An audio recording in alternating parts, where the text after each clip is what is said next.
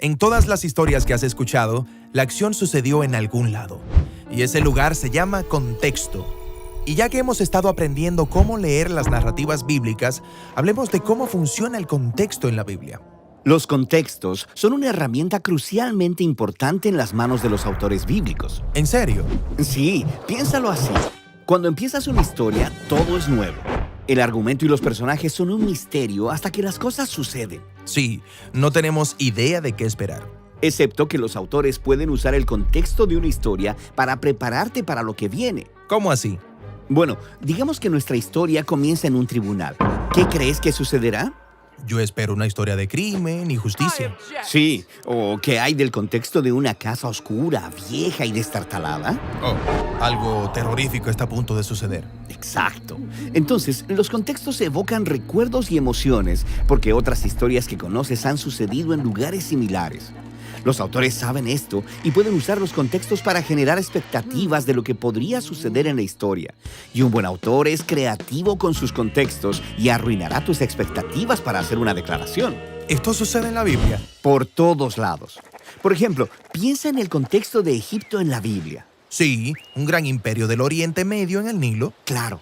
Ahora, piensa en la primera historia bíblica en la que alguien llega a Egipto. Se trata de Abraham. Dios lo llama a un viaje por fe hacia una nueva tierra y le promete que le dará una gran familia. Así que él va, pero llega durante una hambruna. Ahora, ¿confiará en Dios y permanecerá en la tierra prometida o dejará esa tierra y buscará comida por sí mismo? Sí, Abraham se va y baja a Egipto. Y ahí en Egipto, las cosas se ponen mal muy rápido. Abraham niega que Sara es su esposa para salvar su pellejo y luego Faraón trata de casarse con ella. Ok, primera impresión de Egipto. No es un lugar muy bueno para ir de visita. Pero luego Dios los rescata. Él azota a Egipto con plagas, así que el faraón se rinde y envía lejos a Abraham con muchas riquezas. Entonces, ¿qué aprendemos acerca de Egipto como contexto en esta historia? Es el lugar en el que las personas terminan por tomar decisiones estúpidas, pero también es el lugar a donde Dios viene y rescata a su pueblo. Sí, y la siguiente gran historia en Egipto sigue el mismo patrón. Los bisnietos de Abraham toman un montón de decisiones estúpidas que eventualmente los llevan a Egipto debido a otra hambruna. Hacia Egipto. Oh. Y pasan las generaciones y la familia termina como esclava en Egipto. ¿Qué crees que sucederá? Dios enviará plagas y salvará a su pueblo. Es como si lo hubieras visto venir. Después de que los israelitas regresan a la tierra prometida, Dios les dice que nunca regresen a Egipto por ninguna razón. Es un lugar de problemas y opresión. Así que, cuando los personajes bíblicos del futuro vayan a Egipto, ¿se supone que debo estremecerme? Sí. Como Salomón en la cúspide de su riqueza y poder, se casó con la hija del rey de Egipto y empezó a mandar israelitas para allá para importar sementales egipcios. Y luego, una generación después, la alianza sale mal. Egipto vuelve a oprimir a Israel. Así que los contextos bíblicos traen consigo todos estos recuerdos de las historias previas para crear expectativa. Sí, es un recurso literario brillante para infundir significado en las historias. Ahora, los autores bíblicos son brillantes. Pueden hacer crecer tus expectativas, pero también arruinarlas de manera creativa. ¿Cómo? Egipto es el ejemplo perfecto. En el Evangelio de Mateo, cuando Jesús nace, su familia huye a Egipto. Oh, entonces, ¿esto es un problema? Pensarías que es así, pero pon atención.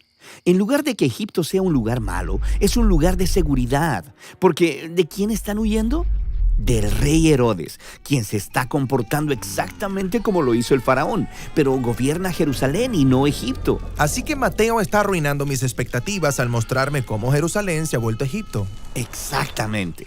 Puedes encontrar esta clase de patrones en muchos contextos bíblicos diferentes. Babilonia, Moab, el desierto, Belén y la lista continúa. Es una lista larga. Y se pone aún más larga, porque a veces el contexto no es solo un lugar en el mapa, es una clase de situación, pero funciona de la misma manera que los contextos. Por ejemplo, cuando las personas se mueven hacia el este, espera problemas. Adán y Eva fueron desterrados hacia el este, y luego Caín vaga hacia el este. Las personas se mueven hacia el este para construir Babilonia. Todas estas narrativas son diseñadas para apuntar hacia adelante, cuando los israelitas como pueblo serán exiliados hacia el este en Babilonia. genial. Lo que nos lleva a otro tipo de contexto en la narrativa bíblica, y es el tiempo o la duración de los eventos. Los periodos de tiempo de 40 frecuentemente se asocian con historias donde se prueba la fidelidad de las personas. Noé en el arca durante 40 días y 40 noches, y luego se baja y se emborracha. Los israelitas se impacientan al esperar a Moisés 40 días en el monte Sinaí, así que hacen un becerro de oro. O después de que los espías israelitas investigan la tierra durante 40 días, el pueblo se rebela, así que tienen que vagar por el desierto durante 40 años. Pero luego tenemos la historia de Jesús, quien fue probado en el desierto 40 días, y Él revierte la expectativa. Él supera la prueba. Exactamente. A través de toda la Biblia, los lugares, situaciones y periodos de tiempo se llenan de significado, evocan recuerdos y desarrollan expectativas. Y los autores del Nuevo Testamento reutilizan todos estos contextos para mostrar cómo es Jesús, quien lleva nuestro mundo desde el jardín, saliendo de Egipto, por el desierto y hacia la nueva creación. Tengo una pregunta que siempre me ha molestado. La Biblia dice que hay un solo Dios, pero en otras partes de la Biblia, Dios es tres: Padre, Hijo y Espíritu. ¿Cómo puede ser ambas cosas? Sí, esta es una pregunta que ha desconcertado a las personas durante miles de años. Y aunque no podemos explicarlo completamente, creo que podemos entender mejor lo que no podemos entender completamente. ¿A qué te refieres? Piénsalo así. Aquí hay un plano bidimensional y aquí hay un objeto de 3 dimensiones que pasará a través del plano 2D. Ok, está bien. Desde esta perspectiva, el objeto 3D está arriba y abajo del plano. Ahora tiene sentido. Pero imagina que eres una persona 2D atrapada en el plano 2D. ¿Qué es lo que verías? No lo sé. ¿Qué es lo que vería? Bueno, se vería así. Oh, sí, ok. Desde esta perspectiva parece imposible. Es un objeto, luego 2 objetos y luego 3. Pero en realidad todos son uno, solo que no de una manera en que puedes entenderlo. Ahora, tomemos esto como una analogía visual de cómo experimentamos a Dios. La Biblia dice que Dios es trascendente, un ser divino a través de quien vivimos, nos movemos y existimos. O como dice Dios, yo soy. Está bien, pero yo vivo aquí en este universo, así que cuando Dios aparece tendrá sentido en algunas maneras, pero en otras maneras romperá mis categorías. Exactamente. Esto sucede todo el tiempo cuando las personas se encuentran con el Dios de la Biblia. Así que observemos primero cómo sucede esto en las escrituras hebreas. A través de las escrituras hebreas, Dios aparece de maneras complicadas que no encajan completamente con nuestras categorías. Una manera común en la que esto sucede es con los atributos de Dios. Un atributo es una manera de describir cómo es algo. Por ejemplo, una pelota de fútbol es redonda o Dios es sabio. Sí, genial. Tomemos la sabiduría de Dios. El libro de Proverbios dice que Dios creó el mundo por medio de su sabiduría, pero también hay poemas en el libro de Proverbios que describen la sabiduría de Dios como una persona, un colaborador a través del cual Dios diseñó el universo. Entonces, ¿Dios se convierte en un personaje separado? Sí, esto también sucede con la gloria de Dios, que a veces aparece como una figura humana en un trono envuelto de fuego. O considera la palabra de Dios, la cual Él puede hablar a las personas, pero a veces su palabra parece ser una persona. Espera. Entonces, ¿los atributos de Dios se han convertido en nuevos dioses pequeños? No. Los autores bíblicos creen que solo hay un Dios todopoderoso. Pero se sienten cómodos hablando de Él como de diferentes personajes. Sí, esto es parte de la forma en que los autores bíblicos representan la compleja identidad del único Dios. Son atributos de Dios y también son distintos de Dios. Distintos de Dios y también Dios. Sí, una vez que aprendemos a identificar esa manera de hablar sobre la identidad de Dios, comenzamos a verla por toda la Escritura. De hecho, la encuentras en las primeras oraciones de la Biblia que mencionan al Espíritu de Dios. La primera línea de la Biblia es bastante familiar. En el principio creó Dios. Pero sigue leyendo. ¿A quién vemos en la creación moviéndose sobre las aguas? Al Espíritu de Dios. Sí, el Espíritu de Dios se refiere a la presencia y energía personal de Dios con la que podemos interactuar aquí en la creación. Entonces, ¿la Biblia puede referirse al Espíritu de Dios como distinto de Dios? Distinto de Dios y también como Dios. Es el Espíritu de Dios. Aunque esto suena extraño desde nuestro punto de vista, es esta complejidad lo que los autores bíblicos están intentando que logremos ver. Entonces, hemos hablado de los atributos de Dios y del Espíritu de Dios. Ahora hagamos una última parada explorando la compleja identidad de Dios en las Escrituras hebreas con el personaje llamado el Hijo del Hombre. Así que en la Biblia hay un solo Dios a quien las personas deben adorar, lo que hace que esta historia en el libro de Daniel sea realmente sorprendente. Daniel tiene un sueño acerca de una figura humana llamada Hijo del Hombre, lo cual significa un miembro de la humanidad. Y Daniel sueña sobre este humano siendo levantado en una nube y luego aún más alto. Hasta el espacio de Dios. Sí, y luego este humano se sienta a la derecha del trono celestial de Dios y toda la humanidad adora a este humano al lado de Dios. ¿Un humano donde esperamos ver a Dios? Sí, este humano es parte de la identidad de Dios. Esta visión trata sobre la esperanza culminante de toda la historia bíblica. Dios y la humanidad se hacen uno para poder gobernar el mundo, juntos como uno. Entonces, el Hijo del Hombre es distinto de Dios y es también Dios. Exactamente. Entonces piensa en todo lo que hemos observado. En las escrituras hebreas, la identidad de Dios es compleja.